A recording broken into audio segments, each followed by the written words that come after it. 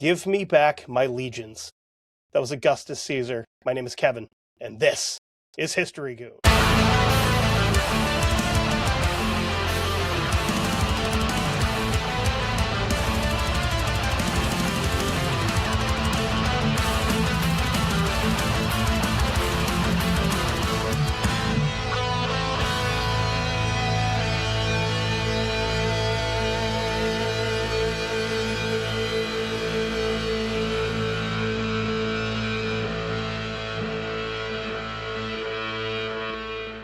So yeah, that's kind of the whole quote. 3 words. The most powerful man on the planet at the time, screaming in his bedroom in the middle of the night, months after the event that we're about to talk about has taken place. But before we get to the event, we kind of have to talk about the guy that's responsible for said event. And before we do that, we kind of have to talk about the world that he came from, because it's genuinely a lot different than where we are now. And the odds were stacked against the people of Germania, even before the Romans showed up. Germany in the late 1st century BC wasn't a country. It was just basically an enormous section of forest full of marshes, rivers, and mountains, kind of running from the Rhine in the west to the Elbe and beyond in the east, from the Danube in the south to the North Sea and the Baltic in the north. Romans called everyone in this area Germanic. The same way that Romans would look at like a map of North America from Mexico to Canada and be like, Americans, even though they're very, very different. It's kind of just a catch-all, because everybody's German in this area, even if it was, Eastern French over into Polish or Belgian or wherever else that's connected to this particular area, Germanic. Sorry, that's what she is now. So this is basically just a loose gathering of different tribes. And these tribes are just as different from each other as they were from Rome. They live in the same area, but cultures are different. Things are just done differently, but from tribe to tribe. Some of them were more nomadic. Some were pretty well locked in place. They're farming. Some have complex political structures and permanent settlements. Some are basically just organized gangs that moved around and kind of robbed their neighbors because they had stuff that they needed. What they all had in common is that they were not Rome yet. By the time we're talking about Rome here, it's roughly 17 BC, which is when our guy is born. Rome has already conquered most of the known world by this point in time. Gaul, which is modern-day France, has been conquered by Julius Caesar between 58 and 50 BC, so that's way back before this whole started. The campaign that they ran through Gaul killed an estimated 1 million people, which may be a low number, because the Romans weren't really particular about keeping track of how many savages they killed. They're more interested in keeping track of how many Romans died. So it's estimated that 1 million people died and another 1 million were taken as slaves, which wouldn't surprise me at all. Spain has been Roman territory for over a century. North Africa, Greece, Anatolia, which is modern-day Turkey, Egypt, all of this is under Roman control. And the Romans did in all of these places what they're about to attempt to do in Germania, which is show up, build roads, impose taxes, plan an eagle standard, and call it a civilization. Congratulations, you're Roman now. You're civilized. Quit acting like forest people. Or not. Spoiler alert. This usually worked. They've done studies, 60% of the time, it works every time. We'll get there. The Rhine River was the official western border of Germania and had been for quite a while. The Romans have been eyeballing the territory east of the Rhine, the same way that a dude walks onto a car dealership lot while he's having a midlife crisis and just decides to buy a sports car that he definitely can't afford. That hit a little close to home Good thing I don't have money, though. So this is my midlife crisis, is talking to you guys.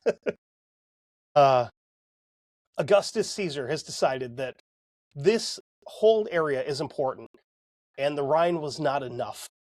He wanted everything from there to the Elbe. All of it. He wants to push the border of the Roman Empire 300 miles east and fold Germany into the Roman Empire the same way that everyone else has been folded into it. That's not to say that there wasn't people elsewhere not liking Romans that were under control of the Romans and trying to fight them. So to do that, these people need to be pacified. They also need to pay taxes. They also have to accept roads. And I think the problem that you're going to run into with the Germans is about the roads. Because they're very docile people, especially back then. Nothing bad ever happened in Germany ever again after this. Okay? This is a history show. I'm not gonna sugarcoat it. Germany has been a peaceful place since 17 BC. Or whenever all this happened. So, of course, because he's Caesar, and he's done all of this stuff beforehand, he sees this as just another chunk of land waiting to become Roman. And it's not going to be a challenge. It's fine. We're just going to steamroll these weird bearded tree folks and, bring them democracy or republic. It's a republic. Enter the Cherusci. The Cherusci were a German tribe that lived in what's now northwestern Germany in the region between the Rhine and the Weser rivers. They're not the biggest tribe in the area. They're not the most powerful, but they occupied a strategically annoying chunk of territory right in the middle of the route that the Germans want to use to push east. So if you want to look back at like the Leopold episodes, where he sent guys in there into the Congo with guns and money and trinkets to buy territory from the natives, and then maybe, kill a metric shitload of them. Caesar's not all about that. He's going to just go in here and he's going to make them Roman whether they like it or not. There's no buying people. The Cherusci are led by a man named Segimir, who by all accounts was a fairly practical dude. He'd kind of seen what happened to the tribes that tried to fight Rome directly. They got consumed. And he came to the conclusion that the smart move here was to make nice with the Eagle folks and figure out a way to stay alive. And he did this somewhere around 17 BC when two of his sons, named Flavius and Arminius, ended up being sent to Rome as hostages. We don't have any way of really confirming their actual German names. One will come up later, but it's not 100% whether that was his birth name or if that was a name and title that was just kind of chucked on him afterwards. But we got to stop real quick because I just mentioned that they're hostages. We're not talking like bank robbery hostages here. This is more diplomatic. So this is a pretty regular practice from before this time up until the 1600s, basically, because the same thing happened to Vlad the Impaler and his brother Radu, so just to get back to this, when the Romans came in and made contact with a tribe in the region, they would often take the sons of the ruling family, like heirs, future leaders, basically, and bring them to Rome. This was to educate them on how to be Roman. So, yes, they're taking your kids from you, but they're being treated well, they're being taught Latin, they're going to school, they're eating actual good food, and as long as you don't do anything stupid, we will send them back to you eventually, and then they can teach the rest of you how to be Roman. We're going to teach them, about politics and how to be diplomatic. Maybe we'll teach them, who knows, maybe we'll throw in some military techniques and tactics. That won't backfire. So what happens when you take an incredibly smart, adaptable child away from his family and his warrior culture that he's part of, and then you throw him into the most advanced military school on the planet, basically, and teach him all of the techniques and everything he'll need to be a damn fine Legionnaire and go fight the Roman war machine. Those are the ingredients to get someone who's really, really good at potentially running a military empire. And the Romans knew this. That was the whole point. The idea was that we were going to take these young guys away from their tribes.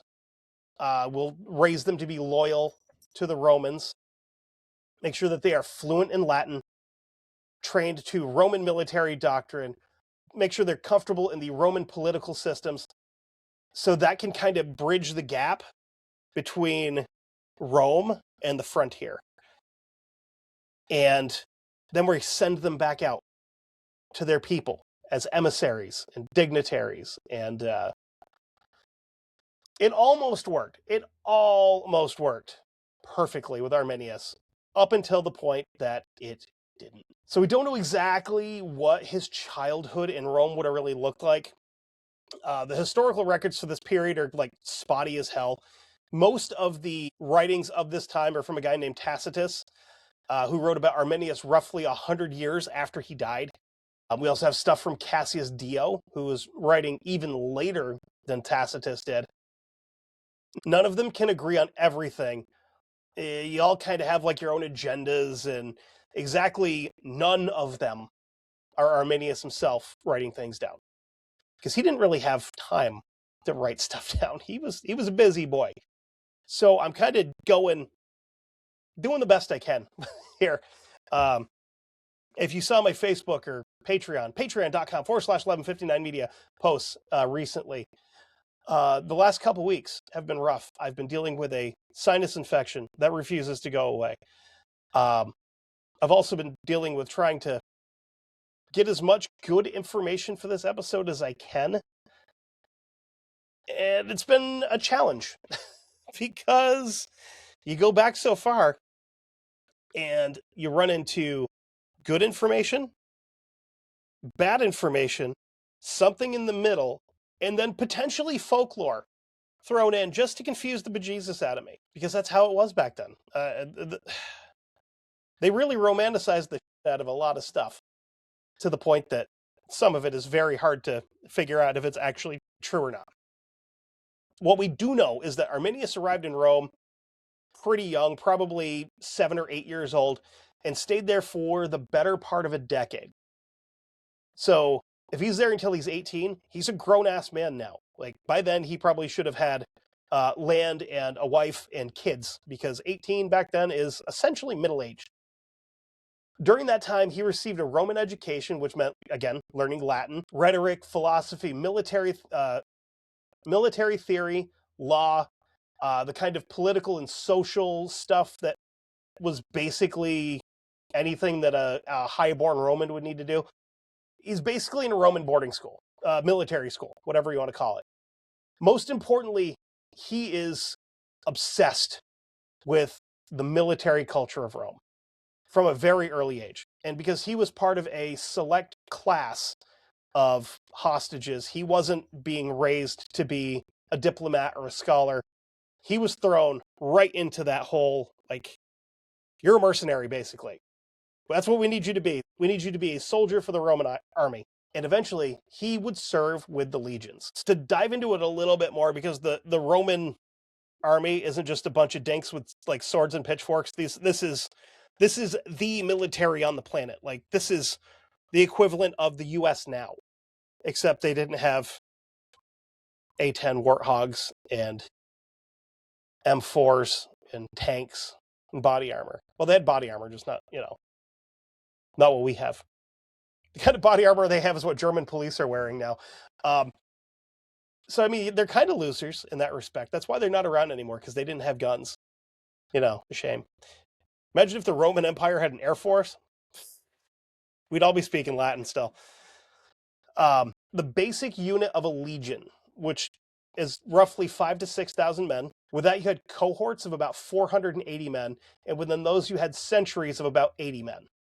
Each is led by a centurion, so that'd be basically your lieutenant for this particular unit that you're in. The whole thing is incredibly modular, and you could like fight in formations, break into smaller units, reform, adapt, communicate through. They had standardized signals that they're using back and forth. Whereas if they were counting more on mercenary forces, you'd have to have somebody from this area that speaks this language working with these people that can also communicate with this guy who can communicate with this guy who can then communicate with the leadership. Makes no sense. These guys, everything was standardized, like from your weapons to your armor, everything. Everybody got the same thing. It was all interchangeable. And they drilled constantly.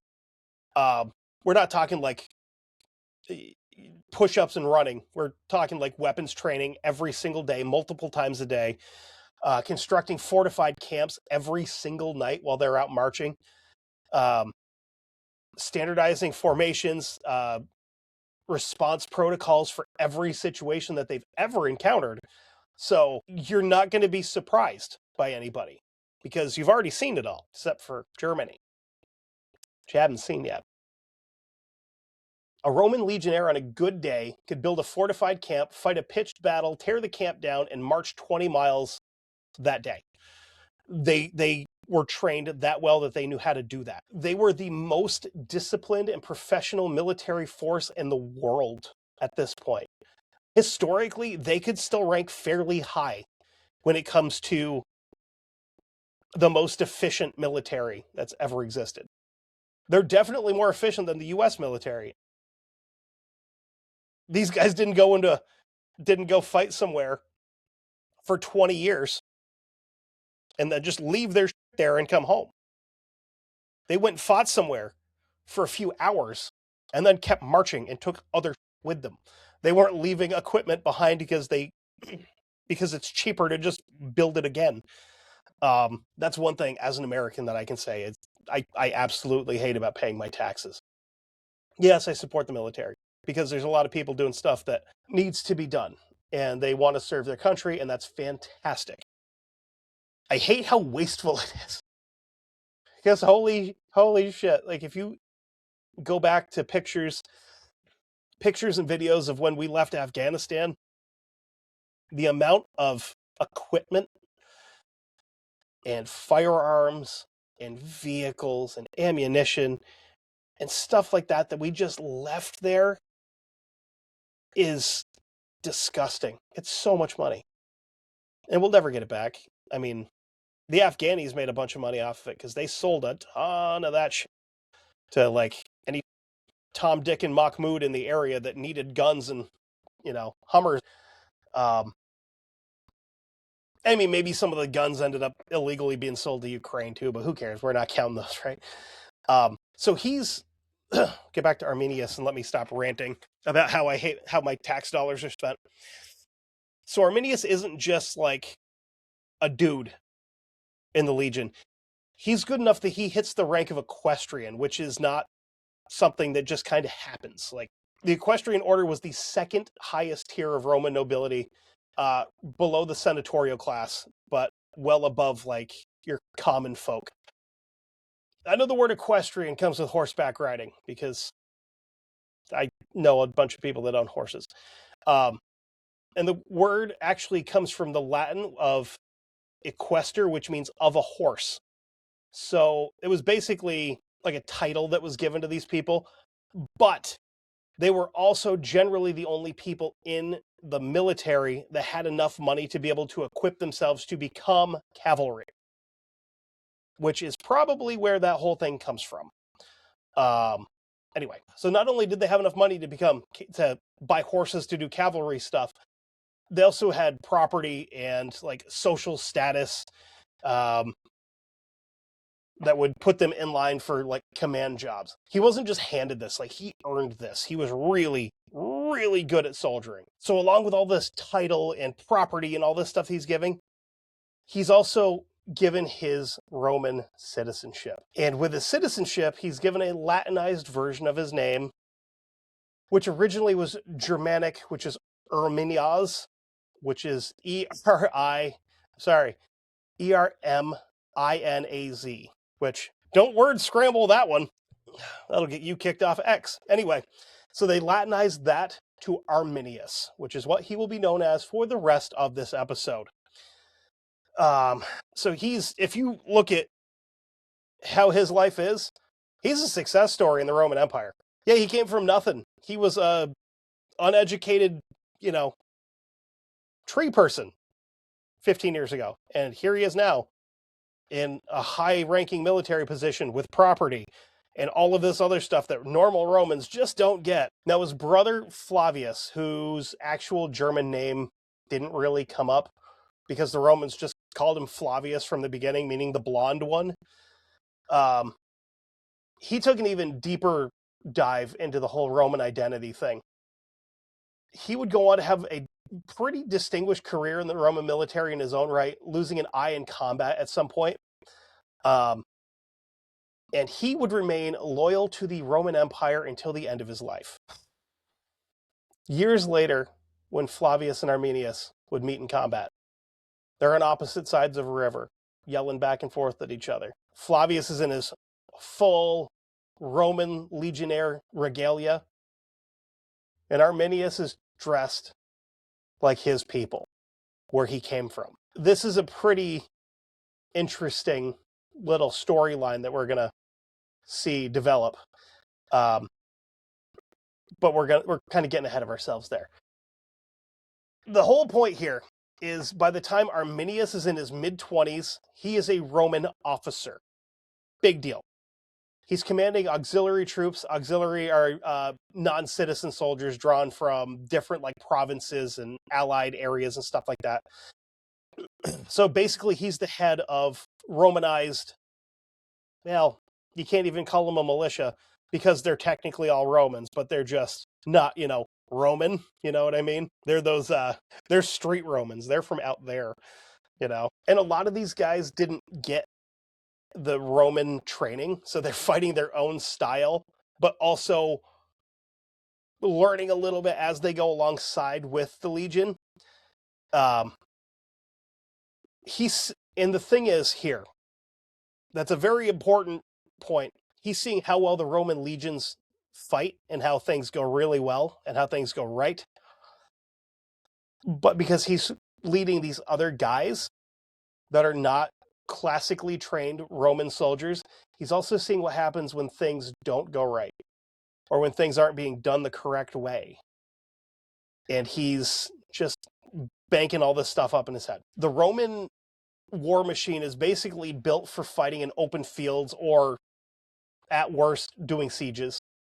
It's built for the kind of war where you can deploy in formation, maneuver, use superior numbers and discipline, and you've got high-end equipment, and you can just grind the enemy down to a stump with organized violence. What it's not designed for, on the other hand, is fighting in tight areas against fairly well-organized enemies that are highly motivated to not be Roman and very, very familiar with their surroundings. Sounds like a place in Southeast Asia in the 60s? Anyway, Arminius knew all of this. He's a cog in the machine. He knows inside and out how this whole thing works. And he knows that there's small tolerances that if those are tested, things can fail very quickly. So we don't really know exactly when. We don't really know exactly if it was a single moment that caused this or if it's just a slow burn that's been going since he was a kid. Eventually, he decides to go home. Around 7 or 8 AD, Arminius returns to Germania. He's somewhere between 25 to 27, which I hate not having specific dates for people or ages or something like that, because it's like, yeah, he died when he was either 50 or 30 or 79. Sorry, that's all I got, you know? Thankfully, this one's a little bit closer. It's only a couple years. So he's a Roman citizen, a Roman officer. So by like all outward appearances, when he shows up back home, he could be looking like an enemy because he's in all of his Roman stuff and he's speaking Latin. Yeah, that could be taken as you ain't from around here, are you, son? That kind of deal. Here's where we need to, like, this is kind of opinion, you know, because there's some stories that say, like what I just said, where there was some things that had led up to this. Then there's the other half of the story that says that this was basically his plan all along, that he came up with when he was like 7 or 8 or 9 or 10 years old, that I'm going to go learn how to do Roman stuff. I'm going to get into the military. I'm going to do this, do this, do this, and essentially become a sleeper agent and then go back and become like a Germanic patriot and teaches people how to do this. I personally don't think it was that. I don't think that this was like premeditated from his childhood. I think it's more interesting and more human than that, where it was just, you've had enough of this one particular job, and one day you walk in and you just go, this place, I'm going to do whatever I can to destroy it without actually physically destroying. We've all been there. We've all done that. We've all had that one job where you're just like, I'm done. I got to put my notice in. But on my way out, I'm going to make everybody's life miserable for 2 weeks because they've done it to me for 5 years. Not speaking from experience or anything. Don't work in the automotive industry. Arminius goes back to Germania under orders of a man named Publius Quintillus Varus. And Varus, from most accounts, is a massive asshole in the very specific way that colonial administrators, like colonial governors and stuff like that, tend to be dickheads. You know, look at whoever, look at the guy that Leopold had in charge of the Congo while he was there. Not a great dude, you know. He's previously governed areas of Syria where he made himself rich by taxing people to death and hitting them with all kinds of legal penalties for not paying their taxes fast enough or enough of their taxes. Valerius Paterculus, Valerius Paterculus, who's not really a neutral party in the whole situation, said Varus, quote, entered the rich province a poor man and left it a rich man and the province poor. Kind of guy we're about to be dealing with here. So he rolls into Germania with the same attitude that this is Rome's territory now. These people are Roman subjects and they will be taxed and they will follow Roman law, and any pushback will be treated as rebellion and crushed, as we do everywhere else. Problem with this in Germania, as opposed to, you know, Syria, was that the Germans had not actually been conquered yet. The Rhine frontier has been pushed east somewhat through a combination of like military campaigns and diplomatic maneuvering and all this fancy footwork that's going on behind the scenes. But the Germans east of the Rhine are not pacified yet. So now we have groups of allied tribes. Well, allied meaning they're not currently at war with each other, that are kind of getting together to put up defenses, basically, against the Romans, because they know they're coming. And Varus didn't take this seriously at all, because we've steamrolled everybody else everywhere else, so these guys aren't any different. He ends up setting up Roman courts to take care of like Germanic disputes under the new Roman law. He's basically acting like a guy that's thinking that because people are getting along fine, that they are under his thumb, and he is in full control of Germania now. And the Germans noticed this. And Arminius, when he came back, he'd seen all of this happening. He's got people that are telling him about everything that's going on. And he saw this with his own people, the Cherusci. This is the tribe that his father led, the tribe that he, by birthright, should be leading right now. And he now sees this group being ground down by the same people that he has spent his entire life working with and becoming one of and serving with. And he's seen the kind of stuff that Varys is doing to these people firsthand elsewhere. Maybe not under Varys, but under other people that are doing the exact same thing the exact same way. And he's got a real advantage here because Varys likes him and he trusts him. And I mean, Arminius is Roman after all. He's a Roman equestrian. He's someone who's high up in the military and he's dedicated to Rome. And he's part of the program. And he wouldn't do anything. He wouldn't turn his back on us at all, so we're going to send him. Varys liked him so much that he had Arminius to his, like, whatever, for dinners regularly. He had Arminius attending councils. He was, from Varys's perspective, like, exactly like, this is what we need natives to be when we've Romanized them. Because he was a savage, but we re-educated him, and now he's Roman, and he's sophisticated. This is what we want. He is the perfect thing that we could have created. You know, he is the chicken salad of the chicken shit that he was made from. Okay? He's perfect in every way. And that's why Varys sends him back into Germania to try to build some credibility with the locals and smooth out the rough spots. That will make the inevitable Roman takeover of Germania as smooth as possible. So he goes, yeah, sure, absolutely. What Varys doesn't know is that Arminius is using this as a way to kind of case the joint and see what he can do. There's a lot of people that said they saw this whole thing coming. Arminius's father-in-law, a man named Segestes, who's he's got some beef with Arminius on top of everything else, including the fact that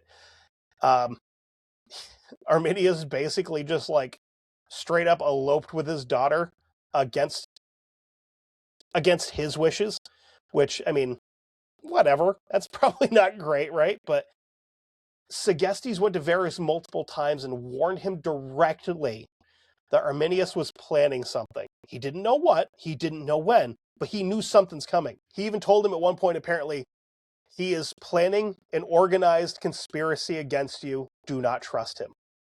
And Varys went, he's a good guy. He wouldn't do that. So this whole, I mean, we're not done with the episode, obviously, but this whole episode is the long way of me getting to the point of just don't trust Germans, right? Because they'll tell you all these things, and then they'll stab you in the back. And Varys thinks that this dude is just a bitter old man who doesn't like him because he married his daughter. So what is Arminius actually doing? He's in Germany, building a coalition. And this is the part of the story that I think doesn't really get enough credit, because what he manages to pull off in terms of like coordinating all of this is insane for the time frame and the place that we're in. Again, these tribes generally didn't get along with each other. They're always fighting each other. They've got ancient blood feuds running between them for hundreds of years.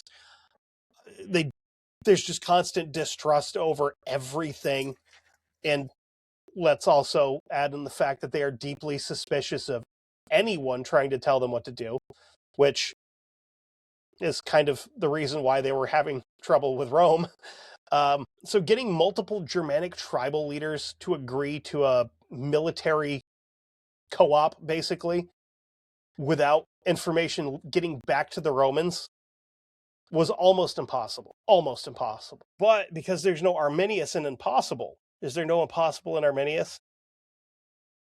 I don't know where I'm going with that. Anyway, he brought in elements of the Cherusci, who are his people.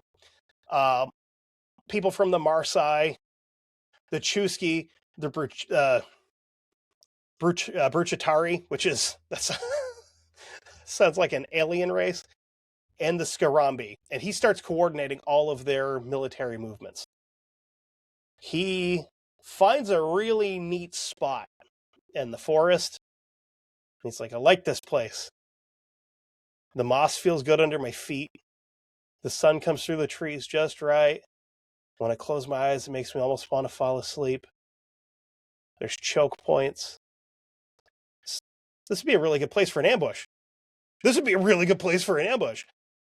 And then he starts thinking about timing. And the whole time he's doing all this, he's still attending dinners with Varys. He's making reassurances about everything.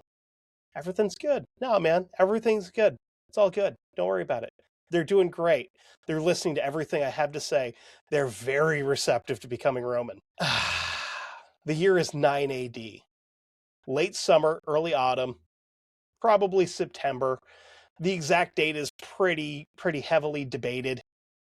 The Roman army under Varus is at a summer camp somewhere east of the Rhine, in the territory Romans considered loosely pacified, just kind of like being kind of pregnant, I guess. The army in question consists of 3 full legions, the 17th, the 18th, and the 19th, plus 6 auxiliary cohorts and 3 cavalry squads. Call it conservatively somewhere between 15 and 20,000 men total, with the baggage train, the camp followers, merchants, wives of soldiers, and all the other assorted humans that would be part of this, that followed the Roman army when they went marching. Some estimates put the total column at 36,000 plus people. So this isn't just some dudes out scouting. The plan here is to march back west during the fall towards the Rhine to their winter quarters. Pretty regular migration that the army did pretty much every year. You pack up camp, form the column, march west, set up for the winter, whatever. It's not really combat deployment. This is a road trip with armor, swords. Arminius reports to Varus that a small rebellion is broken out among some of the local tribes. Nothing serious, nothing big. I can probably handle it.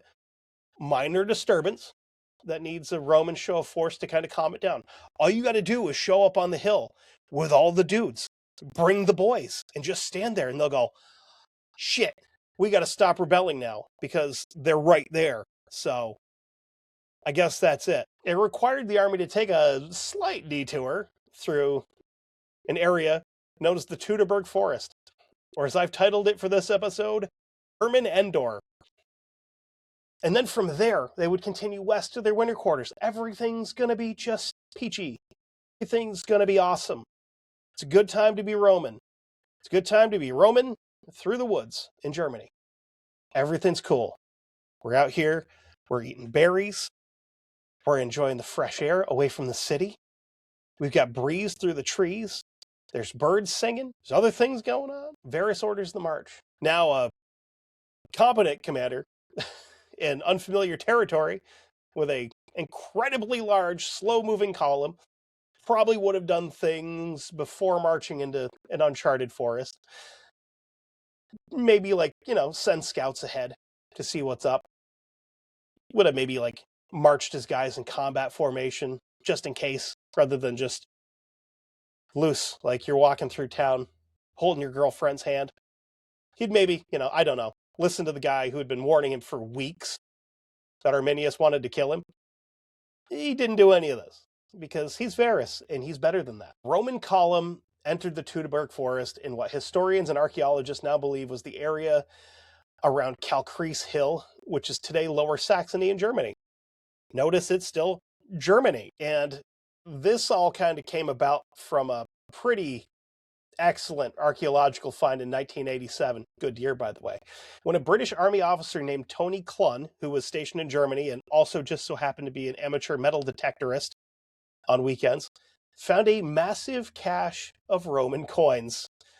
He also found a bunch of lead slingshot pellets and military equipment in a field. Excavation found the site of a Germanic turf wall, which would basically just be like an earthen wall that they've created. Not only that, they found thousands of pieces of military equipment, human and animal remains, and the physical evidence of exactly what you think happened there. So we're not just going off of ancient texts as to what happened. We have a crime scene, would be the best way to put it.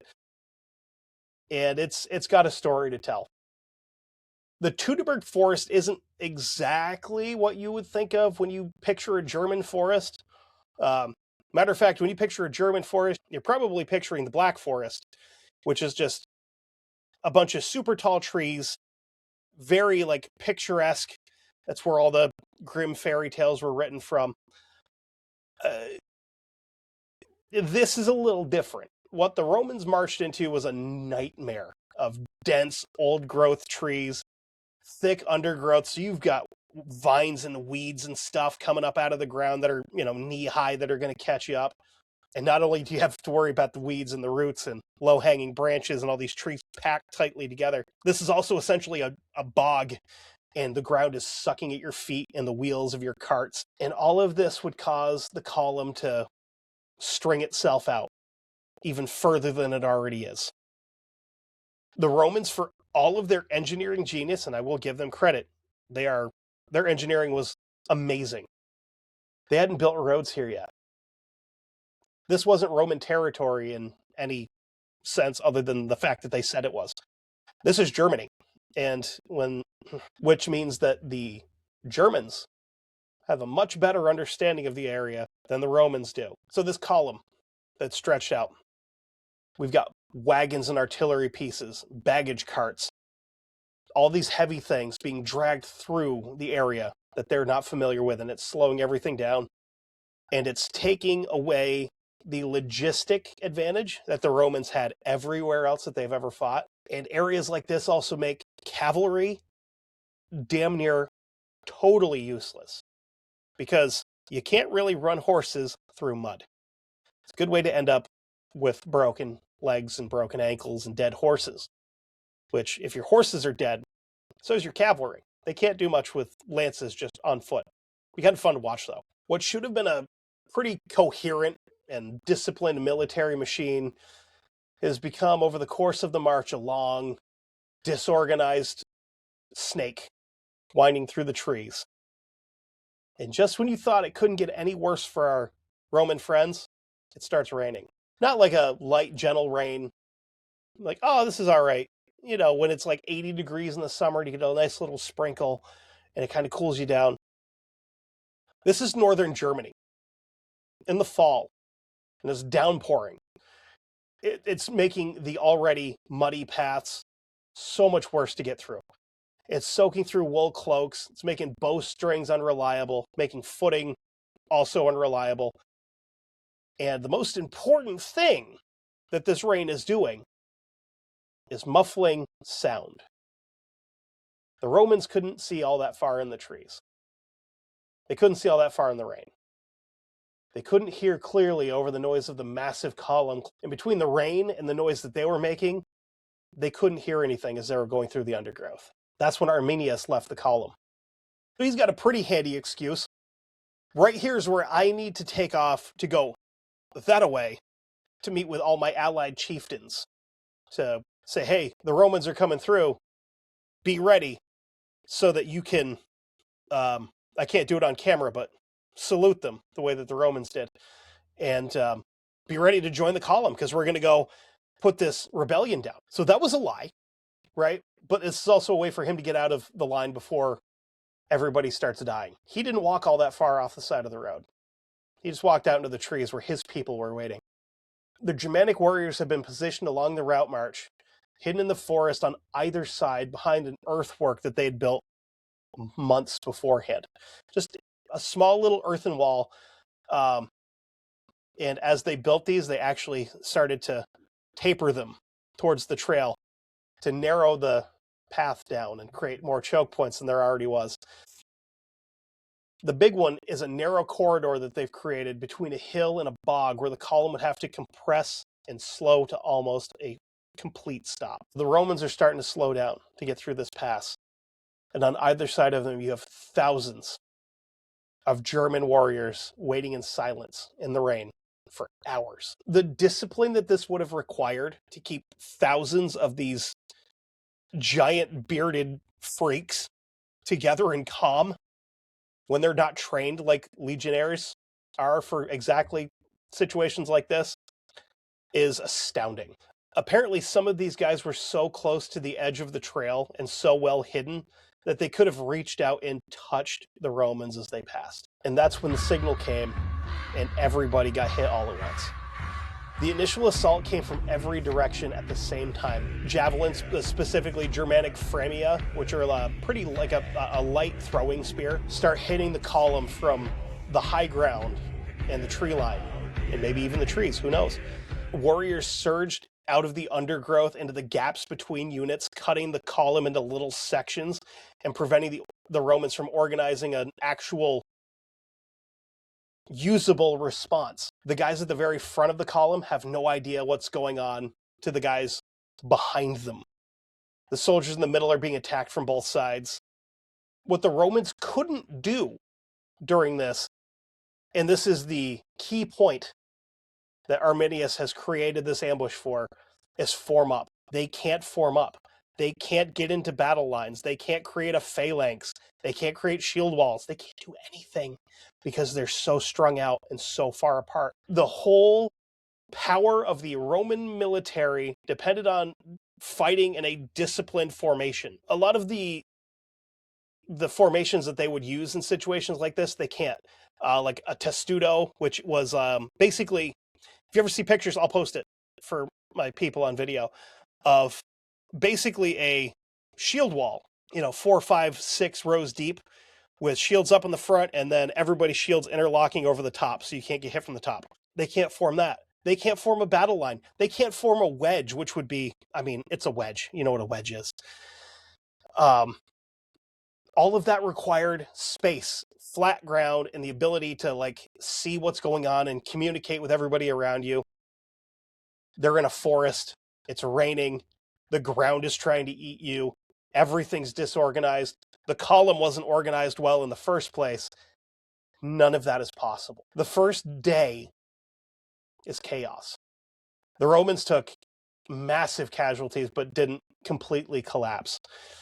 Obviously, you're going up against veteran legionnaires, and they don't really die easily. And even in the worst situation, condition-wise, like we have here, Roman soldiers would fall back on their training, and you're going to pay a pretty steep price trying to kill legionnaires, even when you have an advantage. Units started to consolidate where they could to set up small little defensive positions to fight their way out of the immediate threat of being encircled by these forest monsters. And when the attacks temporarily stopped, the Germans pulled back at dusk because fighting the forest at night is dangerous for them too. So when they pull back, the Romans managed to set up a fortified camp because that's what Romans do. And we're talking a proper Roman camp. They've got a ditch, a rampart.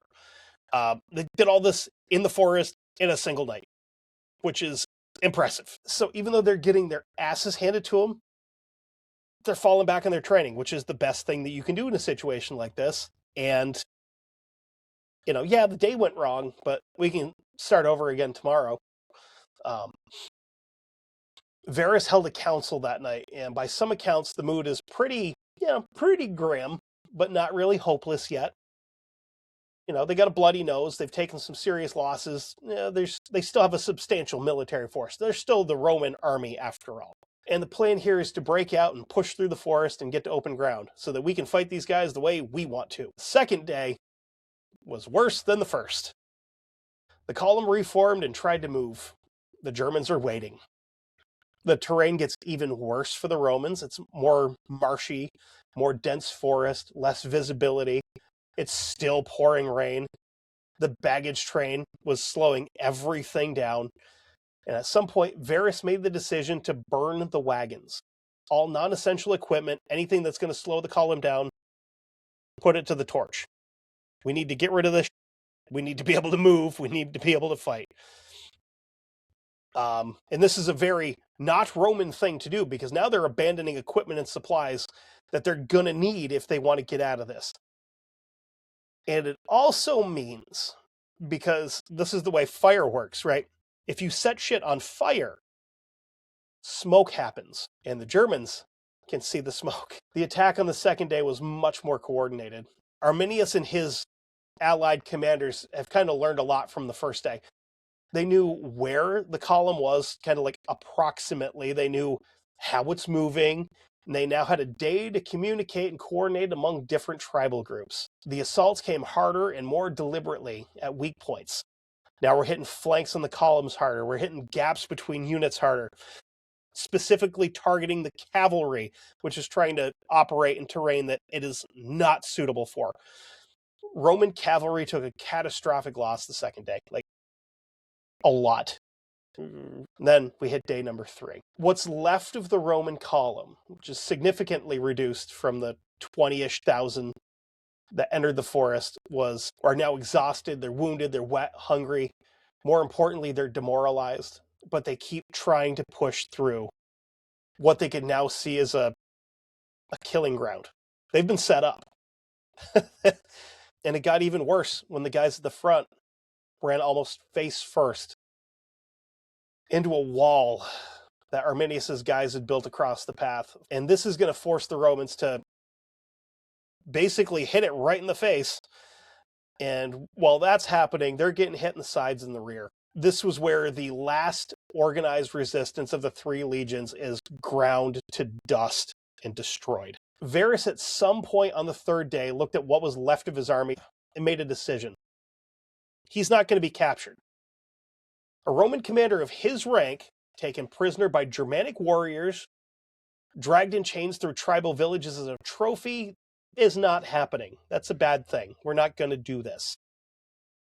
He fell on his own sword. His senior officers did the same thing.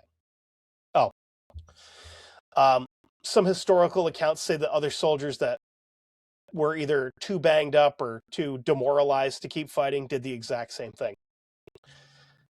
Nope. Now, after high command and everybody that can't fight anymore is gone, what happens to the rest of these guys? They were slaughtered by the Germans in the forest. They didn't take many prisoners. Some accounts say that those who were captured were sacrificed in religious rituals, like hung from trees, being burned and offered to the gods.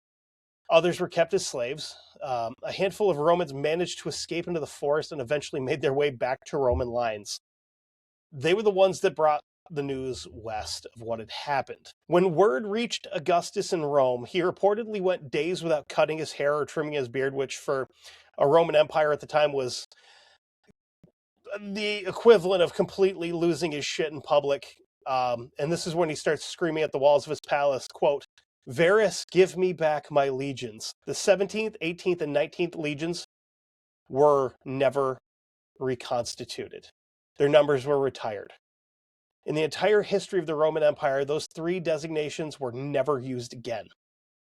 So generally, if a legion was like beaten somewhere and destroyed, they would just build a new one. The Romans weren't necessarily like sentimental about things, but they made an exception for these legions for some reason. So you're probably thinking, the Romans just got their asses handed to them in Germany. They're probably done here, right? No. The Battle of Teutoburg Forest usually gets told as the end of Roman expeditions and ambition in Germany. And that's not right. The Romans didn't just like go home with their tail between their legs. They're Romans and they came back. The man they sent was Germanicus Caesar, nephew of the Emperor Tiberius, who had taken over after Augustus died in 14 AD. Actually, hold on here, because Tiberius is ringing a bell, and I can't remember who his kids are. So I thought there was a reason that Tiberius was ringing a bell. So he was Augustus Caesar's adopted son. He's also the father of Caligula. So we'll get there at some point, because, yeah, he was crazier than the house rat. So we'll definitely talk about him. Anyway, and so Germanicus, unlike Varus, was actually good at his job.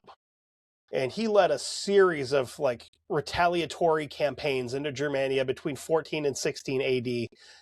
Did a ton of damage to the German tribes. He actually found the site of the Teutoburg massacre 6 years after it had taken place. The bones were still there, scattered across miles of forest. There were still skeletons tied to trees and stuff like that, like staked to the ground. It was pretty gross.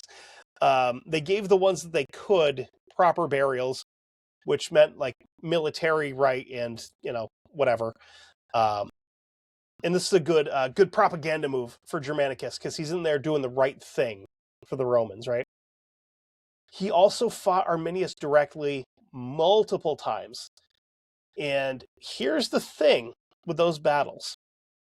They were mostly fought to stalemates, because Arminius is really, really good at what he does. And Germanicus is really, really good at what he does. And they kind of counter moved each other. But by this time, Arminius has had time to train all of these forest dwellers how to fight like Romans, which is going to be really handy to fight the Romans. Because when you start running into what they refer to now as near peer combat, it makes it a little bit harder instead of just going in and fighting savages in the woods. Germanicus never decisively destroyed Arminius, never beat him to the point that he had to stop. And the Germanic tribes never surrendered. They never accepted Roman rule. And Germany never became a proper Roman province. In 16 AD, Tiberius recalled Germanicus back to Rome. The official reason was that they had avenged the legions and honor was satisfied. Honor has been done for the legions that have gone missing. Salute that I can't do. The actual reason is probably a little bit trickier. Campaigns are expensive, and you don't have a certain return on your investment when it comes to that, And Tiberius may have been worried about Germanicus getting a little bit too big for his britches, because the Romans had this thing where if a leader, like a military leader, went off and fought somewhere, and he started getting really popular, and people started to really like him, he may, because it's happened before, just kind of come back into Rome and be like, you guys are done, I'm in charge now. Like Julius Caesar did. But whatever the actual reason is, the legions go back to the Rhine, and the Rhine became a permanent border of the Roman Empire. What became known as Germania Magna, which is the territory east of the Rhine, was never Roman. The only part of modern Germany that became properly Romanized was the western strip along the Rhine. Everything else stayed wild and German. That line on the map that Arminius effectively drew with the corpses of 20,000 men lasted for 4 centuries. Think about that for a second. Boundary of the Roman Empire, the greatest empire that has ever existed, didn't get any further than that into Germany. The line between the territory that would go on to become France, Spain, Italy, basically the Mediterranean world, and a lot of the things that we think of as like Western European civilizations, was stopped dead in its tracks because there's a pile of corpses there. And everything on the other side of that would go on to become the Germanic kingdom that would tear apart the Western Roman Empire. And that was all because of the Battle of Teutoburg Forest. One ambush, 3 days, 20,000 dead Romans changed the map of Europe for centuries to come. Now, Arminius didn't get to retire peacefully to wherever Germans retire to. And this should come as a shock to nobody. After the Roman campaigns ended, he turned his attention back to the tribal politics of Germania, which were messier than fighting the Romans. He tries to consolidate power among the German tribes. Some accounts suggest he's pushing for something like a permanent kingship over a confederation of German people, which was a pretty not German idea of him. It sounded a lot more Roman to these guys than what they were interested in, which makes a lot of sense because he's basically Roman, right? The German tribes, obviously not interested in having a king. Kings are Roman, and they'd spent the last decade proving that Romans don't belong in Germany. Various chiefs that had fought alongside Arminius were incredibly not okay with becoming subjects of his.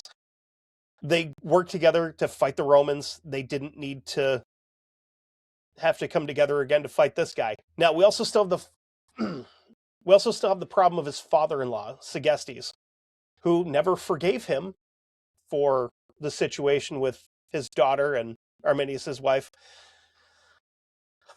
whose name I've waited until now to say because it is absolutely atrocious. His wife's name was Thusnelda, which I think if you say it a couple of times, you can summon demons or something. I can't imagine that name is attached to an attractive woman.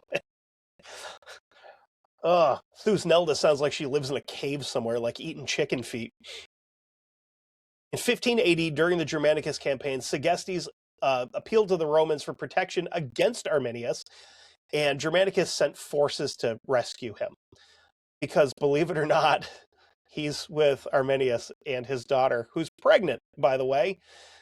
So they've been captured and brought back to Rome, and the child is born in captivity, which sounds like not something you're supposed to say about a human being. It sounds like a gorilla being born in captivity.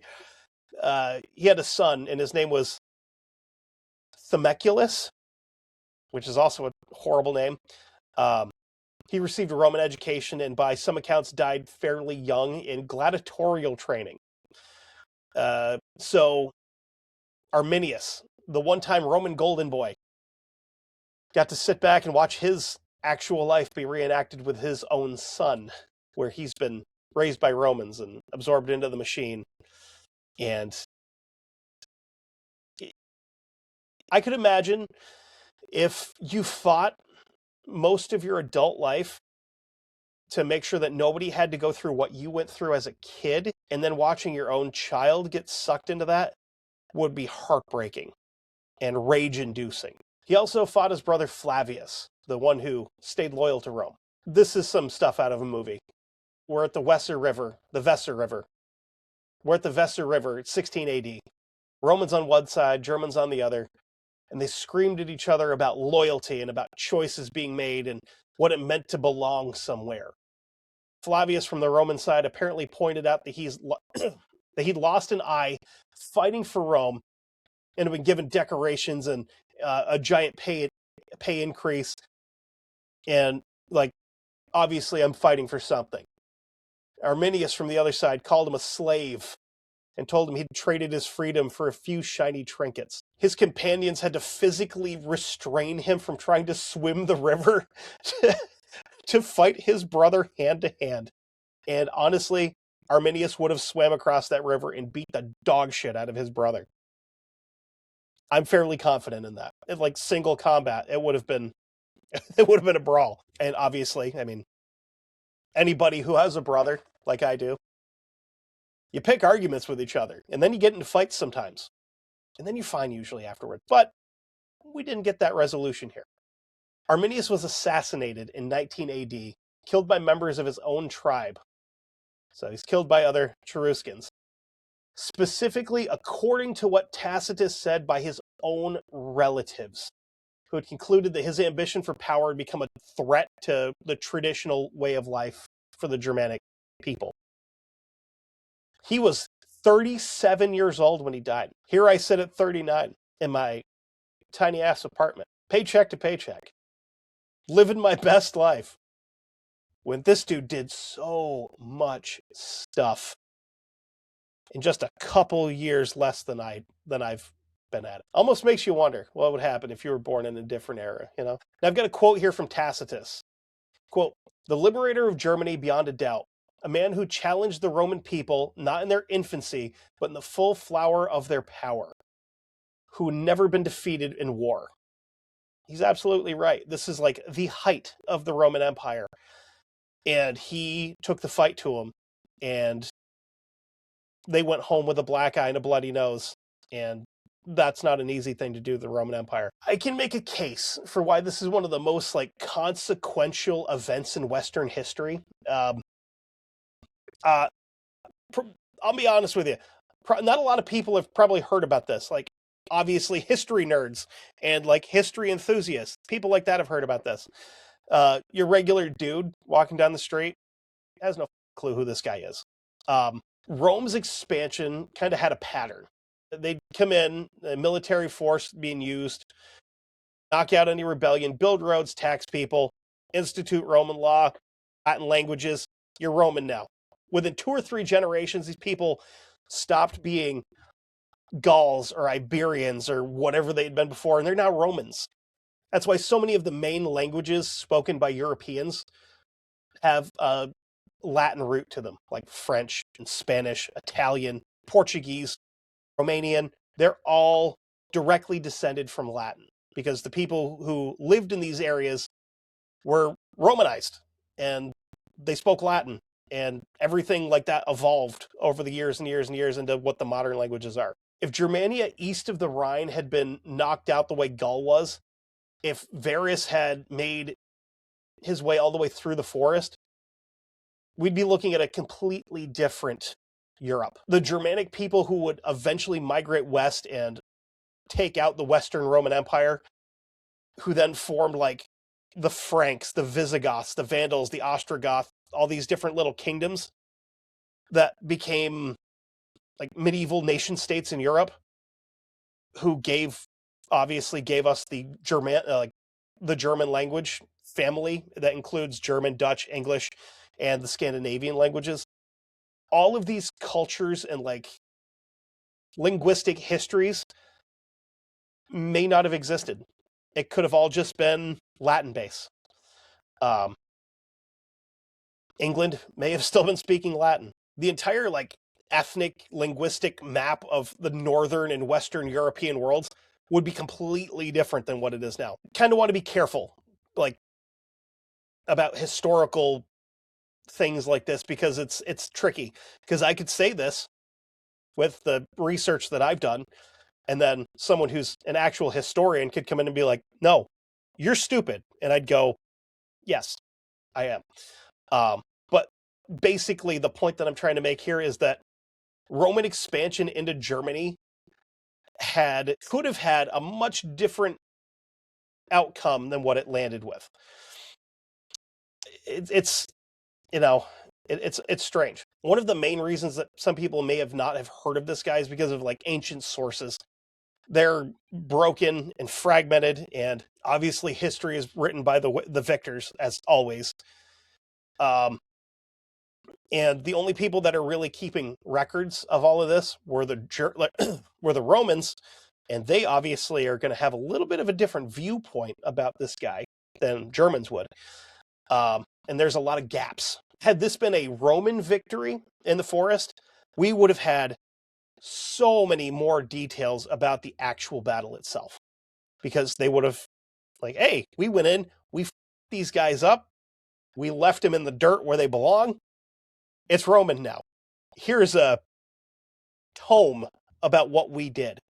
They're not going to be like, so we went in and they nailed us to trees and staked us out on the ground and let bears eat us or whatever they did. They're not going to write about that, because that makes you look bad. Makes it look like you sucked. And also the Germanic tribes may or may not have actually had a written language. Pretty accurate thought to say they probably didn't.